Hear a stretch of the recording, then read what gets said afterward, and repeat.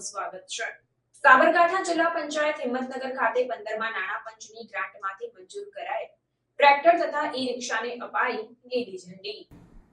તારીખ 18 જુલાઈ 2024ના રોજ સાબરકાંઠા જિલ્લા પંચાયત હિંમતનગર ખાતે 15મા નાણાં પંચની ગ્રાન્ટમાંથી મંજૂર કરાયેલ ટ્રેક્ટર તથા ઈ-રિક્ષાને લીલી ઝંડી આપવામાં આવી હતી, જેમાં માનનીય રાજ્યસભાના સાંસદ રમીલાબેન બારા તથા જિલ્લા પંચાયત પ્રમુખ ભારતીબેન પટેલ, જિલ્લા સદસ્ય, પૂર્વ મહિલા અને બાળ વિકાસ ચેરમેન રેખબા ઝાલા તથા સિંચાઈ વિભાગના ચેરમેન મહેન્દ્રસિંહ રાઠોડ, અમૃતભાઈ પટેલ, દંડક તથા પૂર્વ ન્યાય સમિતિના ચેરમેન દશરથભાઈ પરમાર, પૂર્વ સિંચાઈ વિભાગના ચેરમેન હિતેન્દ્રસિંહ ચૌહાણ તથા પૂર્વ બાંધકામ સમિતિના ચેરમેન કાંતિભાઈના હસ્તે લીલી ઝંડી આપવામાં આવી, જેમાં જિલ્લા પંચાયત અધિકારીઓ તથા સરપંચો અને તલાટી કમ મંત્રીઓ હાજર રહ્યા હતા।